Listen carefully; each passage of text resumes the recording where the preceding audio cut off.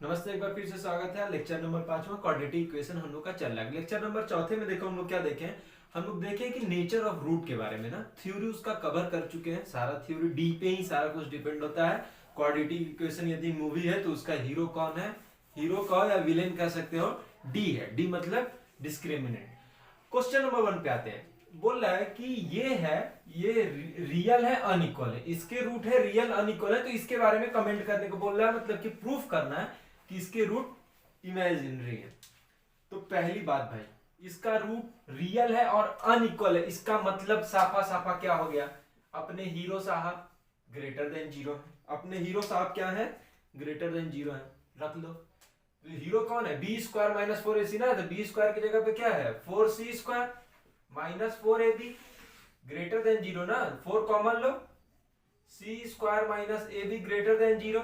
इसका मतलब क्या हुआ, C square greater than A B. बोलो भाई। अच्छा, इसके बारे में बताना है कि इसको इमेजिनरी है तो डी ही चेक करेंगे।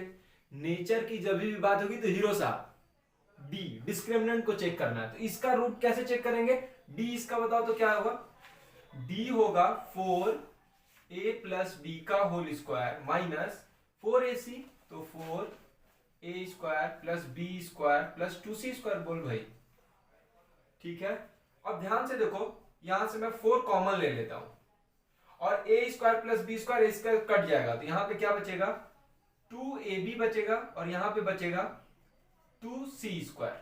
बोलो, मैं 2b कॉमन ले लिया तो बाहर आ गया 8ab माइनस सी स्क्वायर। अभी तो मैं बोला हूं कि C square greater than A B, तो A B minus C square ये लेस देन जीरो होगा। यदि ये लेस देन जीरो होगा तो डी साहब अपने क्या हो गए, हीरो साहब लेस देन जीरो हो गए, तो रूट अपने आप क्या हो गया, इमेजिनरी हो गया। काम खत्म। तो क्वेश्चन नंबर 1 खत्म। बस क्वेश्चन नंबर 2 पढ़ो। तो क्वेश्चन नंबर 2 में देखो क्या है कि ये बोला हुआ है कि रियल है एंड डिस्टिंक्ट रूट है। रियल एंड डिस्टिंक्ट मतलब क्या, डी ग्रेटर देन जीरो। बस सिंपल। तो बताना है ए क्या होगा, कुछ नहीं है, डी ग्रेटर देन जीरो का, तो डी ग्रेटर क्या होगा, बी स्क्वायर माइनस 4ac मतलब 64 माइनस 4a स्क्वायर माइनस 6 है ग्रेटर देन जीरो। थोड़ा अरेंज कर लो, 4 बाहर ले लो तो ये हो जाएगा 16 minus a square plus 6a greater than zero. Minus से मल्टीप्लाई कर दो, a square minus 6a minus 16 less than zero हो जाएगा। इनइक्वालिटी तो आता है ना भाई, फैक्टराइज करोगे तो a minus 8 a plus 2 less than zero आ जाएगा। वे भी कर्वी मेथड लगा दोगे, माइनस 2 से 8 तो प्लस माइनस प्लस, क्योंकि लेस देन है तो निगेटिव वाला लेते हैं। तो इसका आंसर a की वैल्यू क्या आ गई, माइनस 2 से 8 ओपन ब्रैकेट में। क्लोज ब्रैकेट क्यों नहीं, क्योंकि ग्रेटर देन जीरो और यहाँ पे लेस देन इक्वल टू नहीं लगा है। एकदम इजी क्वेश्चन था, कोई दिक्कत की बात नहीं है। क्वेश्चन नंबर 2 ही खत्म। क्वेश्चन नंबर 3 में देखो, क्वेश्चन नंबर थोड़ा सावधानी से देखना। 3 अच्छा क्वेश्चन है। क्या है, एफ एक्स ये है, जी एक्स ये है, ठीक। तो बोलता है कि प्रूव करो कि जी एक्स और एफ एक्स का एटलीस्ट 2 रूट तो होगा। 2 से ज्यादा रूट भी हो सकता है, 3 रूट हो सकता है, 4 रूट हो सकता है, लेकिन 2 से कम नहीं हो सकता।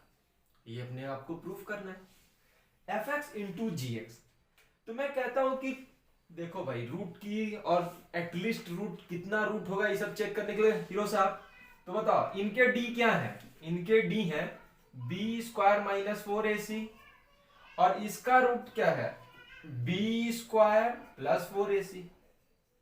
बड़ा कमाल है। अब एफ एक्स इंटू जी एक्स किए हैं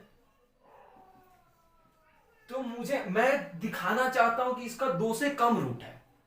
2 से कम रूट है मतलब क्या, ये भी लेस देन जीरो है और ये भी less than zero. Zero root आ गया, लो बोलो, एक रूट आएगा तो एक और तो आ ही जाएगा यार, क्या। तो साफ देखो कि मैं चाहता हूं कि मैं इसको मान लिया कि चलो ये लेस देन जीरो है। अब क्या मान लिया मैं कि ये लेस देन जीरो। अब तुम ही बताओ ये लेस देन जीरो कब होगा, लेस देन जीरो होगा मतलब B square less than 4ac, ठीक। मतलब यहां पे ac क्या होगा, लेस देन जीरो होगा तो ac को पॉजिटिव होना पड़ेगा 4ac को। इतना तो मान लिया ना, यदि बी स्क्वायर ये पॉजिटिव है उसमें से निगेटिव कुछ माइनस करेंगे तभी तो ये निगेटिव आएगा।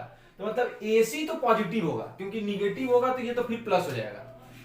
तो एक बात बताओ, जब AC पॉजिटिव है तो यहाँ पे अपने D लेस देन जब माने हैं, तो जब यहाँ AC पॉजिटिव है तो यहाँ भी पॉजिटिव होगा, तो ये ओवरऑल क्या हो गया, greater than zero. Equal to zero इसलिए नहीं हो सकता क्योंकि उसमें बोला हुआ है कि AC जीरो नहीं है, ये जीरो नहीं हो सकता है। ठीक है, किसी एक को मान लो। दूसरा कंडीशन मैं ले लेता हूं कि इसका क्या था, बी स्क्वायर प्लस 4AC। मैं मान लिया कि चलो ये लेस देन जीरो है, इसके कोई रूट नहीं आएंगे रियल, तो इसका मतलब B square plus 4AC less than कब जीरो होगा, जब AC निगेटिव होगा। AC क्या होगा, निगेटिव। यदि AC निगेटिव होगा तो ध्यान से देखो, ये फिर बाद में क्या हो जाएगा, पॉजिटिव, मतलब ये ग्रेटर देन जीरो होगा। मतलब एक को लेस देन जीरो प्रूव कर रहे हैं तो अपने आप एक ग्रेटर देन जीरो प्रूव हो जा रहा है। एक का हीरो को लेस देन जीरो प्रूव कर रहे हैं तो दूसरे का हीरो अपने आप ग्रेटर देन जीरो प्रूव कर रहा है। मतलब ये बोल रहा है कि इसका कोई रूट नहीं होगा तो इसका तो पक्का दो रूट होगा। तो fx इंटू gx, इसका कोई रूट नहीं होगा तो इसका तो कम से कम दो रूट होगा ही होगा। तो मतलब कि fx इंटू gx का एटलीस्ट टू रूट होगा। काम खत्म। क्वेश्चन नंबर 4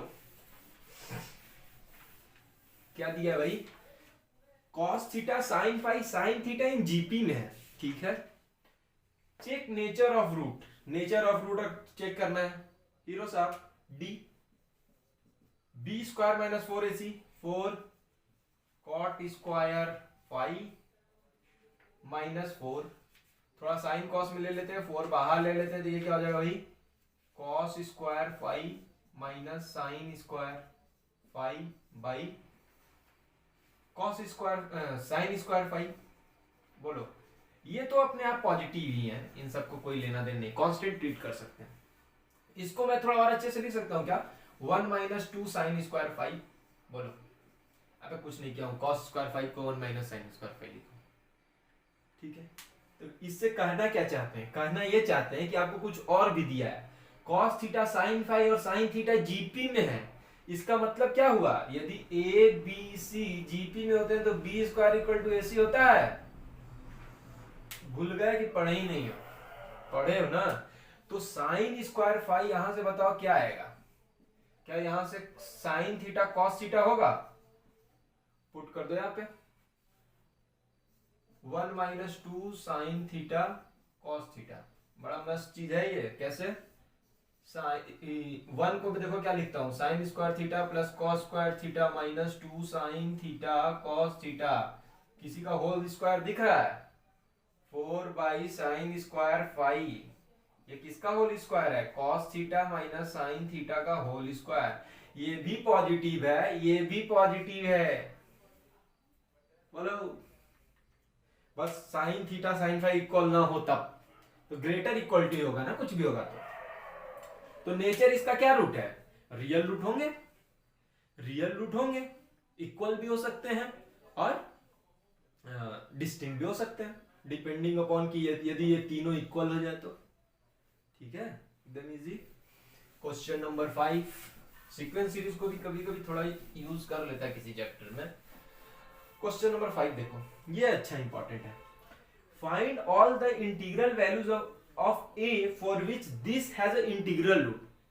इंटीग्रल रूट के लिए क्या बताया था भाई, कि पहले तो इसको खोल लो, ध्यान से देखो क्या बचेगा, X square minus A plus 10x plus 10a plus 1 equal to 0। क्या बताया था इंटीग्रल रूट के लिए, पिछला चैप्टर खोलो। a जो यहाँ पे है वो इक्वल टू 1 होना चाहिए और जो बाकी ये दोनों टर्म है ये क्या होना चाहिए, इंटीजर होना चाहिए। तो क्योंकि वो बोला हुआ है कि ऑल इंटीग्रल ए इंटीजर होगा तो ये भी इंटीजर होगा, ये भी इंटीजर होगा। तो इंटीग्रल रूट के लिए कंडीशन पहला क्या है, इंटीग्रल रूट के लिए कंडीशन ये है कि जो इसका डी होना चाहिए वो परफेक्ट स्क्वायर होना चाहिए।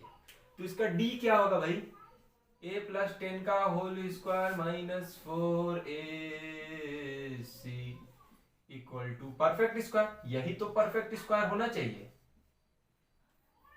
pf लिख लेते हैं, परफेक्ट नहीं ps, परफेक्ट स्क्वायर। ठीक है, अब इसको थोड़ा खोलो तो देखो क्या है ये, मैं कह रहा हूं a स्क्वायर प्लस 10 स्क्वायर ये 20 है माइनस 40 है, तो मैं माइनस 20 है इसको लिख दिया, और minus 4 equal to P S लिख दिया, परफेक्ट स्क्वायर। अब ये ध्यान से देखो क्या हो गया, a माइनस 10 का होल स्क्वायर बन गया। अब मैं पी एस को इधर लेता हूं, परफेक्ट स्क्वायर इक्वल टू 4। दिमाग में कुछ ऐसा सोचो कि दो परफेक्ट स्क्वायर जिनका माइनस 4 आता हो, 1 और 2 ले लो, कितना माइनस आ रहा है, 4 माइनस 1 3, 2 और 3 ले लो, 9 माइनस 4 5।